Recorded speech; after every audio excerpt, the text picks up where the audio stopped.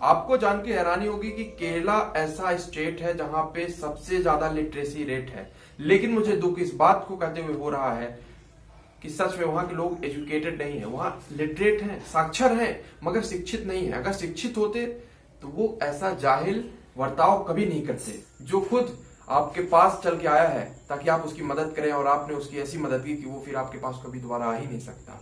वो आपने विश्वास को तोड़ा है, आपने बहुत बड़ा विश्वासघात किया है। आपका स्वागत है। मेरा नाम हिमांशु तिवारी है और मैं आज आपसे कुछ सवाल पूछने आया हूँ एक मानव होने के नाते। आप हाथी को कैसे मार सकते हैं, मेरा ये सवाल है। और क्यों मार दोगे यार तुम्हें इतना अधिकार किसने दिया? अपने आप को सोचते क्या हो? अपने आप की जो एक औकात है, क्या वो अभी स्पष्ट नहीं हुई? जो छोटा सा कोरोना वायरस आया, हमने इतनी जानवरों के साथ छेड़छाड़ की, चाइना में छेड़छाड़ हुई, उसका जो खामियाजा है पूरी दुनिया को भुगतना पड़ा। और आज फिर हम ये काम कर रहे हैं। अब इसका जो परिणाम होगा वो तो भुगतना सभी को पड़ेगा। क्या ये धरती जितनी हमारी है उतनी उन पशु पक्षियों की नहीं है जिनके पास जुबान नहीं है? या फिर जितना हमारा अधिकार है उतना उनका भी अधिकार है? और अगर ऐसा है तो फिर जो अमानवीय घटना घटी है केरला में, उसके पीछे का कारण क्या है? ये अमानवीय घटना नॉर्थ केरला के मल्लापुरम में हुई, जिसमें एक हथिनी अपने वाइल्ड सेंचुरी से निकल के गांव की ओर आ गई। गांव की ओर जब वो गई तो वहां के कुछ ग्रामीणों ने उसे एक अनानास दिया और उस अनानास में बारूद भर के दे दिया। जी हाँ, ये एक किस प्रकार अनानास को बम बना के दे दिया। और वो हथिनी जो भूखी थी उसने मानव पर विश्वास कर लिया, उसने उसे खा लिया। जैसे ही वो बम उस अनानास को खाती है, कुछ देर में ही वो मुंह में उसके फट जाता है। इससे उसके मुंह में और उसके पेट में बहुत गहरे घाव हो जाते हैं। उसका जो चेहरा है वो पूरी तरह से जलने लगता है। वो परेशान हो जाती है और वो कुछ नहीं करती। वो शांत होके चुपचाप बेलियार नदी में वो चली जाती है, शांत होके। और वहां वो अपने जो मुंह है उसको वो पानी में डाल देती है ताकि उसको थोड़ा सा राहत मिले। वो 3 दिन तक वहां पे पड़ी रहती है, कुछ भी खाना नहीं खाती, कुछ भी पानी नहीं पीती, ताकि उसको शायद राहत मिले। लेकिन ऐसा कुछ नहीं होता। भूख के कारण वो खड़े खड़े पानी में जान दे देती है। कोशिश करने पर भी उसकी मदद नहीं की जा सकी, क्योंकि उसे बाहर नहीं निकाला जा सका।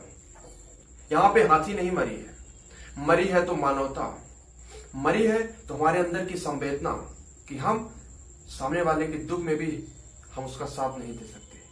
इस वीडियो को लास्ट तक देखते रहना, क्योंकि मैं बताने वाला हूं कि ये कोई पहली घटना नहीं है। मैं इसके कारण भी बताऊंगा और इसके सॉल्यूशन भी बताऊंगा। पहला, 2018 में उड़ीसा में ऐसी घटना हुई थी जिसमें कि 7 हाथी एक साथ मारे गए थे इलेक्ट्रोल्यूकेटिंग के द्वारा, जो कि खुले वायर होते हैं, जो कि थोड़ा पास होते हैं, उसके कारण हाथी मारे गए थे। और अगर ऐसे ही हाथी मारे जाते रहे तो इनकी जो संख्या है वो भागों के बराबर हो जाएगी। अभी इनकी संख्या 20,000 है अपने देश में, जिसमें केवल 800 मेल हैं। मेनका गांधी ने तो यहां तक बोला है कि केरला में 3 दिन में एक हाथी मर जाता है। साल भर में वहां 600 हाथी मार दिए जाते हैं। और जितनी भी मौतें हुई हैं 20 साल में, वो नेचुरल तरीके से नहीं हुई है। वो कहीं ना कहीं ह्यूमन उसमें इंटरफेयर कर रहा है, इसीलिए उनकी मौत हो रही है। अगर हाथी खत्म हुए तो 300 प्रकार के जो पेड़ पौधे हैं वो खत्म हो जाएंगे। ये बहुत ही बुरी बात है हमारे लिए और हमारे पृथ्वी के लिए। पहला कारण तो है, देखिए कि ह्यूमन और एलिफेंट की कॉन्फ्लिक्ट होती है। कॉन्फ्लिक्ट क्यों होती है? क्योंकि हम उनके जो एरिया है फॉरेस्ट के, वहां हम पहुंच रहे हैं। अब वो उससे बाहर जब आ रहे हैं तो हमें लगता है कि हमारे जो खेत हैं उसको खा रहे हैं, हमारा नुकसान हो रहा है। तो हम क्या करते हैं कि हम उनको पॉइजन दे देते हैं। वहां मल्लपुरम में ऐसा हुआ है कि सड़कों में जहर फैला दिया गया, तो जो भी जानवर थे, पशु पक्षी थे, तो वो जहर को खा के 300 से 400 पशु पक्षी साथ में मर गए। इलीगल हंटिंग एक बहुत बड़ा कारण है पशु पक्षियों को मारने का। एक व्यापार का भी कारण है कि हम अपने ट्रेड और ऑक्यूपेशन के लिए, उनके हाथी के दांत के लिए उनको मारते हैं और फिर उसको हम व्यापार करते हैं। कई बार ट्रेन के सामने आके हाथी कई सारे जान दे देते हैं, जान दे नहीं देते, उनकी जान चली जाती है अज्ञानता के कारण। मतलब कि आदमी खुद उनको मार रहा है कहीं ना कहीं, जो कि सही नहीं है। बम से फोड़ देने का जो एक नया नियम आया है वो बहुत ही दुखद है। और इससे जो अगर हम मार रहे हैं तो हम भी आतंकवादी हैं। दूसरा कारण मुझे ऐसा लगता है कि वो है एजुकेशनल।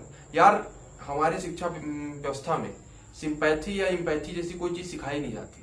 सामने वाले की जगह में खड़े होके उसके बारे में सोचो, तब समझोगे कि यार सच में सामने वाले को कितना पेन होता है। जब तक आप सामने वाले के जूते में पांव डाल के सोचना समझना नहीं सीखेंगे तब तक आप आगे नहीं बढ़ सकते। ये सबसे बड़ी दुर्भाग्य है हमारी शिक्षा नीति का कि आज पढ़े लिखे काबिल मगर जाहिल लोग विश्वविद्यालय से निकल रहे हैं। उनका आईक्यू तो बहुत ज्यादा है लेकिन उनका ईक्यू जो है वो बहुत कम है। उनके पास टेक्निकल स्किल तो बहुत ज्यादा है लेकिन उनके पास जो इमोशनल स्किल है, एक रिलेशनशिप की स्किल है, वो बहुत कम है। राजेश खन्ना जी ने अपने एक फिल्म में जिसमें वो हाथी के लिए गाना गाए थे कि जानवर की जान आज इंसानों में ली है। और इमोशनल थोड़ा सा आदमी को होना चाहिए यार, पशु पक्षी और पेड़ों के बारे में, उनमें भी जान है, उनमें भी जिंदगी है। तीसरा कारण जो मुझे लगता है वो है कल्चरल। केरला में कई बार ऐसा हुआ है, उड़ीसा या फिर उस एरिया में जहाँ मंदिर है, हाथियों को उसके ऊपर बैठ के उसका यूज किया जाता है, उनको हमेशा बांधे रखा जाता है, उनके जो पाँव है इतने मोटे मोटे हो जाते हैं, उनको छोड़ा नहीं जाता, इतनी उनको वेदना दी जाती है। जब तक संवेदना नहीं होगी तो हम सामने वाले को वेदना देते ही रहेंगे। एक बात ध्यान रख लीजिए कि earth is for all beings, not for only human beings.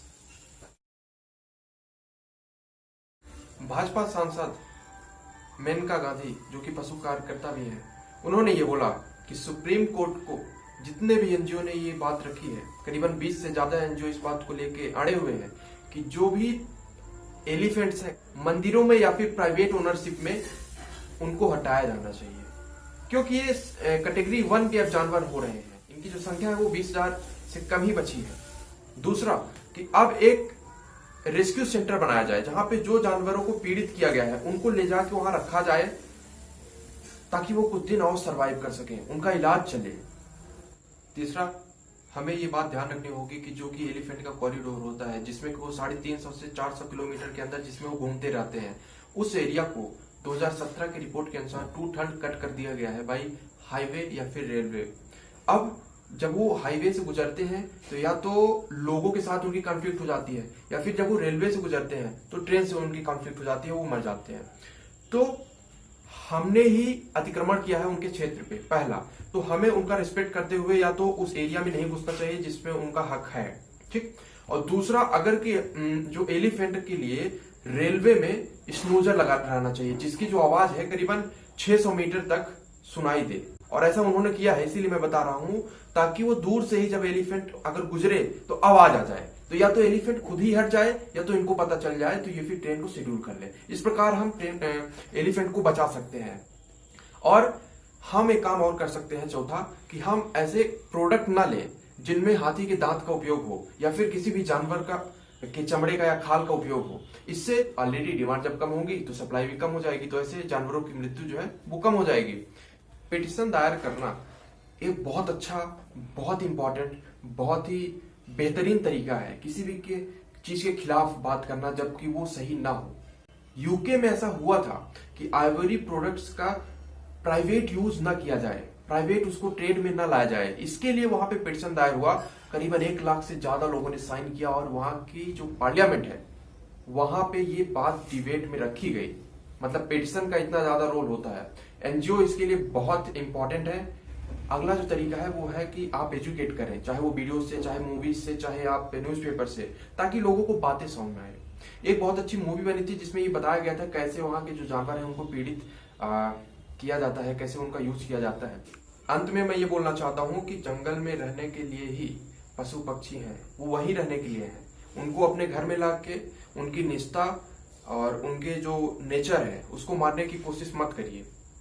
तो मेरे हिसाब से आपको ये वीडियो पसंद आया होगा और ये थोड़ा सा नॉलेजेबल और अलग हट के वीडियो था जो कि मैंने अपने अंदर की आवाज सुन के बनाया था कि उस हथनी के लिए जिसने उस बच्चे को जन्म नहीं दे पाया, जो कि उसके पेट में ही रहा, भूखे वो मर गई, उसके लिए हम न्याय कर सके और इस वीडियो को फैला सके ताकि लोगों में सजगता आ सके और दोबारा कभी ऐसी घटना ना हो। लाइक करके मेरा उत्साह बढ़ाइए ताकि मैं और ऐसी वीडियो बना सकूं। शेयर करिए, सब्सक्राइब करके बेल आइकन दबाना मत भूलिए, वरना ऐसे वीडियो मिस हो जाएंगे। वीडियो देखने के लिए आप सबका दिल से बहुत बहुत धन्यवाद।